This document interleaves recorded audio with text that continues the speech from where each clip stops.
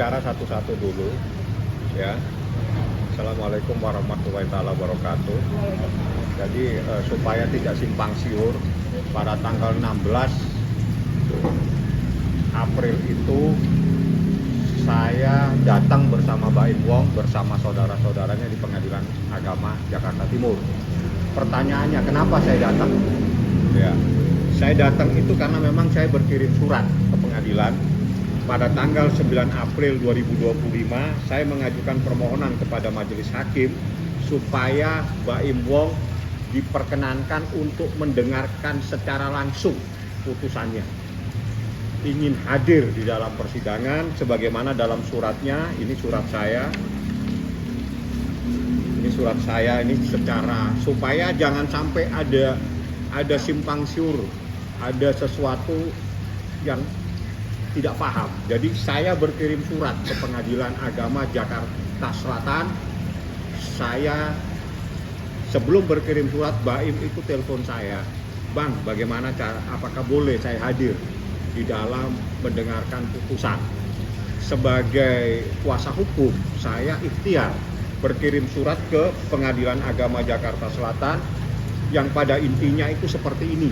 Saya menginginkan kehadiran, jika diizinkan boleh hadir di pengadilan untuk mendengarkan secara langsung, karena menurut Baim ini adalah akhir dari sejarah perkawinannya. Jadi dia ingin mendengarkan secara langsung.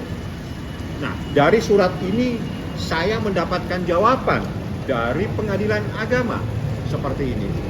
Pengadilan Agama pada tanggal 16 menyerahkan surat itu dan sekaligus surat ini. Dalam surat ini dikatakan bahwa apabila proses persidangannya itu didaftarkan secara ekot, maka putusannya pun harus disampaikan secara ekot. Artinya pada saat itu Majelis Hakim menyatakan tetap akan disampaikan secara ekot dan dipersilakan kami pulang, putusannya nanti akan disampaikan. Itulah peristiwa yang sebenarnya yang tidak dipahami oleh semua. Ya, inilah kejadian yang sebenarnya. Jadi kami datang itu karena ikhtiar dan itu adalah keinginan daripada Baim Wong sendiri. Jadi satu persoalan harus clear. Itulah kejadian yang sebenarnya. Majelis Hakim tetap menyatakan sesuai dengan peraturan, karena ini adalah terdaftar secara ekot, maka harus putusannya secara ekot. Jadi tidak ada hal-hal lain. Dan itu pun hakim tetap menyuruh kami pulang. Silakan Anda pulang, putusan tetap sesuai dengan ekot. Dan kira-kira 2 jam kemudian kami mendapatkan putusannya, pemberitahuan daripada putusan tersebut. Bang melihat sebelum Paula melaporkan pihak hakim ke Komisi Yudisial karena menyebutkan kata-kata yang tidak pantas untuk dirinya. Abang sendiri menilainya sebagai kuasa hukum itu seperti apa, Bang? Ya, kalau orang lapor ke KY boleh-boleh saja, tapi yang dilaporkan apa? Komisi Yudisial itu terkait dengan etika profesi seorang hakim. Jadi kalau misalnya terkait dengan adanya pertimbangan hakim yang menyatakan terbukti nusus, itu keberatannya itu adalah upaya hukum.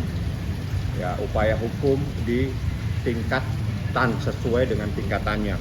Kalau putusan pada pengadilan tingkat pertama itu upaya hukumnya banding dan itu akan diperiksa oleh Pengadilan Tinggi Agama. Jadi apa yang disampaikan itu semuanya ada dalam putusan. Jadi kalau keberatan atas adanya putusan itu bukan di Komisi Yudisial, tapi adalah di Pengadilan Tinggi atau mengajukan upaya hukum banding. Itu yang harus dipahami supaya tidak tersesat semua. Kita semua tidak tersesat. Bang, kan Paula membantah dan dia lagi bantah perselingkuhan, dan dia sekarang ini lagi menyiapkan bukti yang akan diajukan lewat banding gitu, Bang. Ya enggak apa-apa, tapi kan ini sudah diputus. Ya. Kalau sudah diputus berarti ini adalah putusan. Putusannya menyatakan dia nusus. Itu saja. Jadi saat ini yang jadi pedoman, saat ini yang masih bisa dipercaya dan yang harus dipercaya itu adalah pertimbangan dari hakim ini. Dan ini adalah putusan, bukan keinginan saya, bukan keinginan Baim Wong, tapi ini secara hukum amar putusan dan itu adalah pertimbangannya terbukti nusus. Seperti itu. Bang, mungkin nanti pihak dari Baim sendiri melihat Paula akan banding itu seperti apa sih Bang? Mungkin dari Ya Baim kalau sendiri. sudah banding kita bahas. Selama belum banding kita tidak bisa membahas apa-apa seperti itu. Mungkin waktu banding sendiri dari kemarin putusan 14 hari sejak tanggal 16, 14 hari menurut peraturan Mahkamah Agung, maka 14 hari sejak tanggal 16 apabila tidak mengajukan upaya hukum banding, maka putusan ini dinyatakan telah mempunyai kekuatan hukum tetap dan berlaku. Seperti itu. Jadi saat ini yang harus kita percayain itu adalah pertimbangan majelis hakim yang mendasarkan adanya nusus. Salah satunya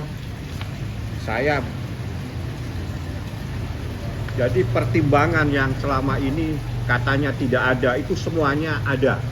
Tidak mungkin itu disampaikan oleh Humas. Jadi yang menyampaikan adanya putusan tersebut itu adalah Humas Pengadilan.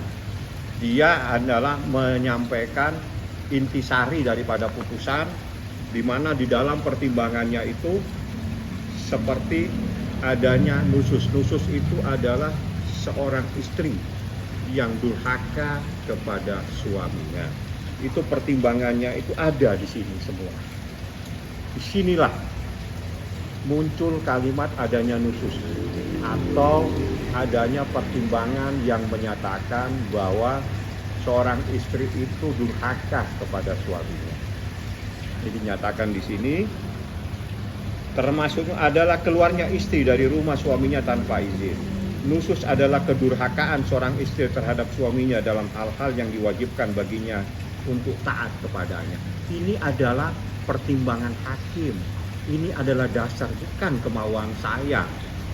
Dan itu pun bukan apa yang disampaikan. Humas hanya menyampaikan apa yang ada dalam putusan. Termasuk nusus itu adalah ini. Jadi saya itu selalu dengan data. Saya selalu dengan bukti. Tidak mungkin saya menyampaikan sesuatu tanpa adanya bukti. Ini buktinya menyatakan seorang istri itu durhaka kepada suaminya. Inilah yang dikatakan nusus. Keluar, ada banyak macam. Tapi kalau fakta-fakta persidangan itu semuanya sudah ada, tidak perlu saya ungkap lagi. Karena di situ sudah cara bukti dengan bukti ada 86, 9 saksi fakta. Saksi fakta itu artinya saksi yang mengetahui, melihat, mendengar adanya sebuah peristiwa. Ditambah lagi dengan adanya 3 ahli yang mengetahui. Jadi itulah yang dijadikan dasar oleh majelis hakim menyatakan terjadinya seorang istri itu durhaka kepada suaminya atau nusus. Seperti itu. Ini pertimbangan dan ini putusan. Jadi kalau sudah diputuskan, ya sudah inilah bunyinya. Seperti itu. Bang, mungkin perihal hak asuh anak, apa Baim sudah menerima Bang untuk 2 minggu bersama ibunya, 2 minggu bersama Baim sendiri? Saya belum ketemu Baim, mohon maaf. Jadi saya cuma telepon dan saya tidak berkomunikasi lain berapa hari ini tentang masalah anak. Nah, izinkan saya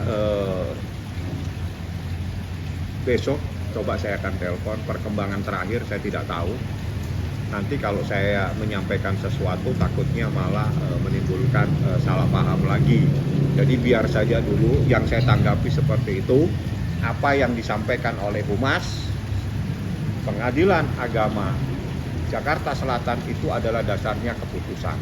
Di dalam putusan itu juga ada beberapa pendapat-pendapat yang menyatakan bahwa seseorang itu nusus apabila bagaimana. Ada hal yang jangan sampai orang salah paham.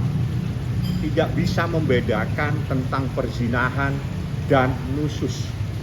Kasihan banget kalau tidak bisa membedakan itu terus masuk di dalam persoalan ini. Perzinahan sesuatu yang beda, cara pembuktiannya beda, dengan saksinya pun beda. Sedangkan nusus adalah orang-orang istri yang dikategorikan durhaka kepada suami, istri yang berbohong, istri yang jalan tanpa izin dan sebagainya. Itu dua hal yang berbeda. Yang dimana di dalam putusan ini yang terbukti secara sempurna adalah adanya perbuatan khusus. Mungkin dari sempat beredar nih Bang, ada salah satu poin yang ada di dalam. Saya membahas yang lain, ada beberapa halaman di putusan ini, 121 halaman. Di dalam 120 halaman ini yang terpenting begini, bahwa mungkin selama ini agak sedikit tidak dipahami. Putusan ini disampaikan begini. Putusan ini diucapkan dalam sidang terbuka. Ya. Itu putusannya 121 halaman, saya tidak perlu bacakan siapa majelis hakimnya. Yang jelas diputuskan pada tanggal 16 April di dalam sidang terbuka untuk umum. Ini adalah putusannya setebal ini. Di dalam putusan ini semuanya lengkap. 9 orang saksi menyatakan apa, 86 bukti itu menerangkan tentang apa, semuanya ada. Ya, itulah kesimpulannya dan itulah yang disampaikan di dalam penerangan menurut Humas. Jadi yang menyampaikan adanya putusan ini kepada masyarakat itu adalah Humas Pengadilan Agama Jakarta Selatan. Seperti itu. Saya atas nama Baim Wong menyatakan bahwa dengan adanya putusan ini, persoalan yang selama ini menyatakan bahwa seakan-akan bahwa Baim Wong itu seperti apa, semuanya udah terungkap. Dan itu seperti apa yang kejadian tahun lalu yang disampaikan, bahwa ada sesuatu terhadap seseorang yang mengkhianatinya, itu terungkap dan terbukti secara sempurna di persidangan. Seperti itu. mungkin dari keputusan ini Kak Baimnya ada keberatan di poin berapa atau tidak, atau belum? Nanti kalau ada yang banding saya akan menyampaikan. Jadi saya tidak akan berbicara hal-hal lain. Bagi saya Baim cuma melihat bahwa kebenaran itu akhirnya terungkap. Itu yang terpenting bagi dia. Kebenaran itu yang terungkap berdasarkan fakta. Saya katakan fakta karena 9 orang itu adalah saksi yang mengetahui, melihat, mendengar adanya sebuah kejadian. Ditopang, didukung dengan 86 bukti, baik bukti dalam bentuk rekaman dan sebagainya. Jadi itulah fakta-fakta persidangan, itulah dari putusan ini ditemukan adanya perbuatan yang dapat dikategorikan sebagai nusus atau durhaka kepada suami. Saya pikir itu, saya tidak akan bisa berlama-lama lagi. Saya mohon maaf. Sebagaimana saya sampaikan, kejadian tanggal 16, saya ulang lagi, itu datang Baim Wong atas keinginannya dia, ingin mendengarkan secara langsung dari pembacaan. Tapi hakim secara tegas menyatakan tidak bisa dan silakan pulang. Jadi tidak ada sesuatu, semua dasarnya ada di dalam surat saya dan sudah saya perlihatkan. Dan inilah yang mendasari kami datang, karena kami bermohon untuk hadir mendengarkan, bukan membaca. Tapi kita mendengarkan, tapi hakim secara tegas menyatakan tidak bisa dibacakan di hadapan para pihak. Tapi silakan Anda pulang, nanti pemberitahuan adanya putusan ini disampaikan secara ekot dan Anda akan mendapatkannya. Saya pikir itu. Artinya kalau sidang terbuka sendiri untuk salinan putusan sendiri, apakah emang bisa diakses untuk masyarakat atau seperti Itu kan sudah ada kalimatnya. Boleh diajukan permohonan, tapi dengan alasan-alasan sebagaimana. Tapi putusan ini memang yang punya adalah para pihak. Jadi kalau itu ada kalimatnya, silakan mengajukan permohonan. Kalau misalnya untuk kepentingan akademis, mungkin kepentingan apa, boleh. Nggak ada yang dilarang. Karena ini sudah menjadi keputusan yang terbuka untuk umum. Artinya itu keputusan boleh diketahui. Dan kenapa boleh diketahui? Terbukti dari Humas menyampaikan. Hal yang terpenting dari Humas, ya, Humas itu tidak pernah menyebut nama seseorang. Dia hanya menyampaikan pemohon dan termohon. Ya, pemohon dan termohon semua perkara perceraian pasti kalimatnya termohon dan pemohon. Artinya dengan begitu banyak perkara, ini saja adalah perkara nomor 3477 3.477 perkara. Semua kalimatnya termohon dan pemohon. Tidak disebut nama langsung oleh Humas Pengadilan Agama Jakarta Selatan. Seperti itu, supaya semuanya clear, jangan lagi seperti ada sesuatu. Kalau orang membantah, silakan membantah. Putusan ini sudah dibacakan dan inilah yang sebenar-benarnya. Ya, saya Bang, pikir itu. terkait dengan isi draft yang sempat bocor di media sosial, Bang. Akhirul kalam, wabillahi Ada taufik wal penyampaian hidayat. bahwa Assalamualaikum warahmatullahi penyampaian wabarakatuh. anak-anak sendiri sekarang Saya